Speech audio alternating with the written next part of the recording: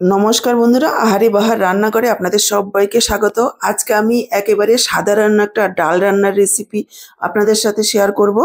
নিরামিষ দিনে এইভাবে মুগ ডাল রান্না করলে পুরো ভাত এটা দিয়েই খাওয়া হয়ে যাবে। এটা খুব সহজে সামান্য ঘরে থাকা উপকরণ দিয়ে তৈরি হয়ে যাবে, খেতে হবে অসাধারণ। গরম ভাতের সাথে শুধু এই ডাল আর একটু বেগুন ভাজা অথবা আলু ভাজা হলে আর কিছুই লাগবে না, এতটাই টেস্টি হয়। রান্না করাও একেবারে সহজ। তো চলুন দেরি না করে রেসিপিটা দেখে নেওয়া যাক। আজকে এই নিরামিষ ডাল রান্নাটা দেখে ভালো লাগলে ভিডিওটাকে লাইক আর সাবস্ক্রাইব করতে ভুলবেন না। নিরামিষ মুগ ডাল রান্না করার জন্য তো আমাদের মুগ ডাল লাগছে। এখানে আমি 150 গ্রাম পরিমাণ মুগ ডাল নিয়েছি। ডালটাকে একটু শুকনো কড়াতে ভেজে নেব। গ্যাস অন করে কড়াই বসিয়ে দিয়েছি, ডালটা দিয়ে দিলাম।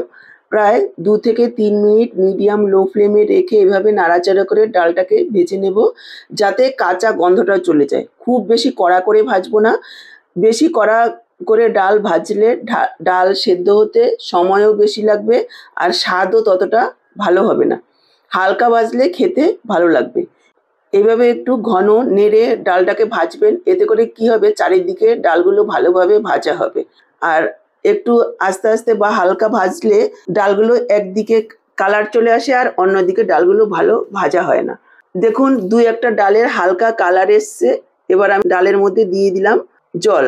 ডালটাকে একটু ধুয়ে নেব। এভাবে নাড়াচাড়া করে 2বার জল ফেলে দেব।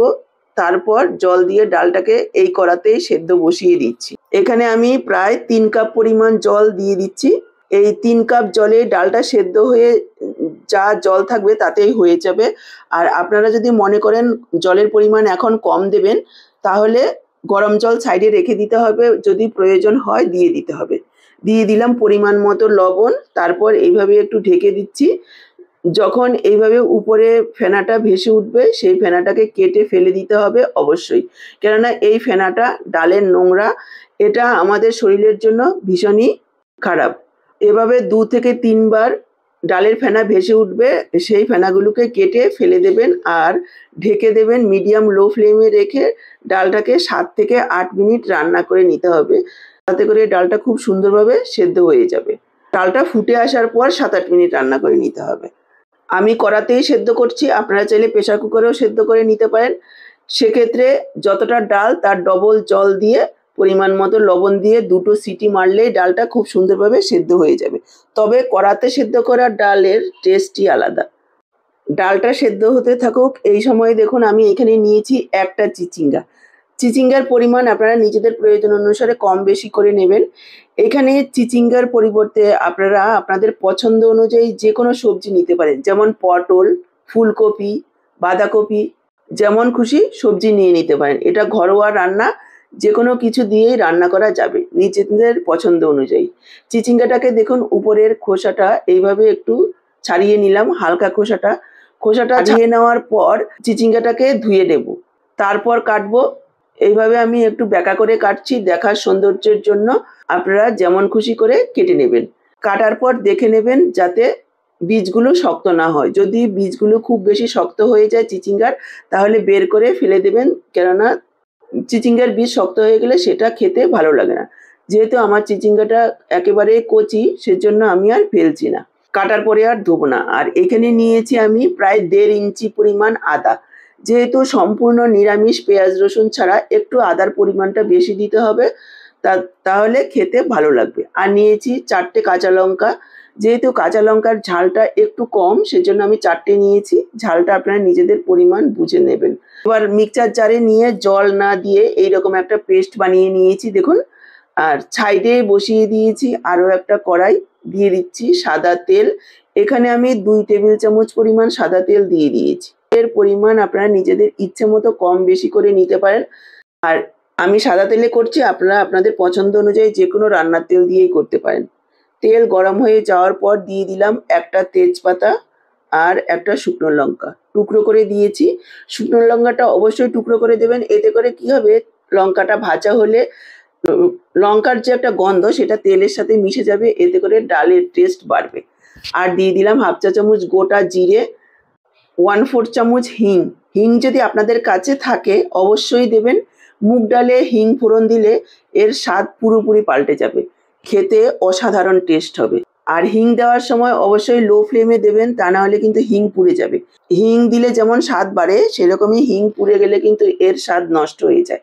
কয়েক সেকেন্ডের জন্য ভেজে নিলাম, তারপর এখানে আদা কাঁচা লঙ্কাটা যোগ করে দিলাম। আদা কাঁচা লঙ্কাটা দেওয়ার পর কাঁচা গন্ধ যাওয়া পর্যন্ত একটু ভেজে নেব। আদা কাঁচা লঙ্কাটাকেও ভেজে নিয়েছি, এবার আমি যোগ করে দিচ্ছি কেটে রাখা চিচিঙ্গাটাকেও ভেজে নেব।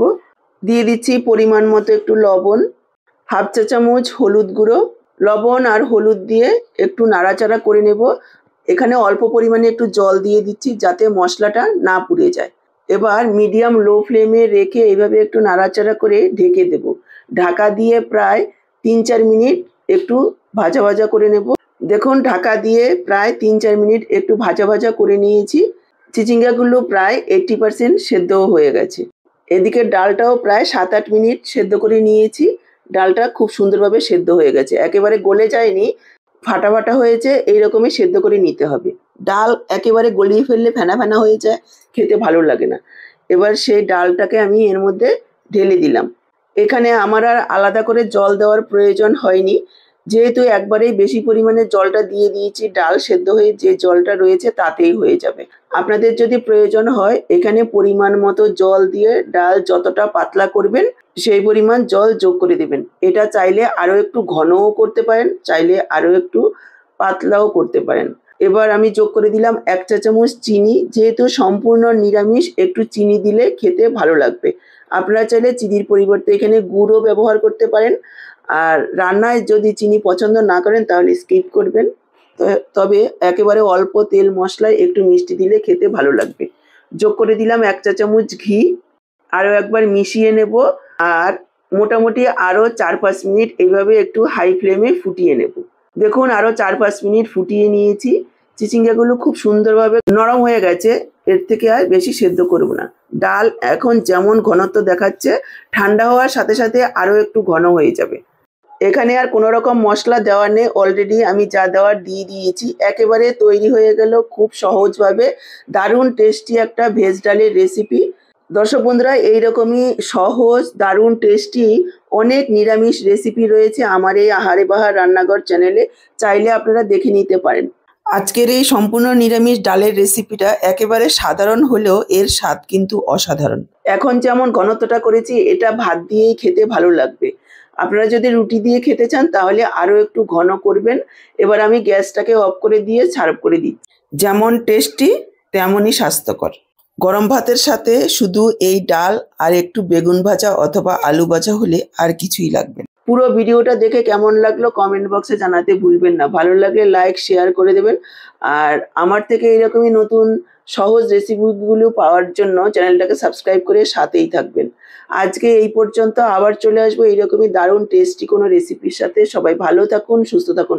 আপনাদের সবার সুস্থতা কামনা করে এখানেই শেষ করছি। সবাইকে অসংখ্য ধন্যবাদ পুরো ভিডিওটা দেখার জন্য।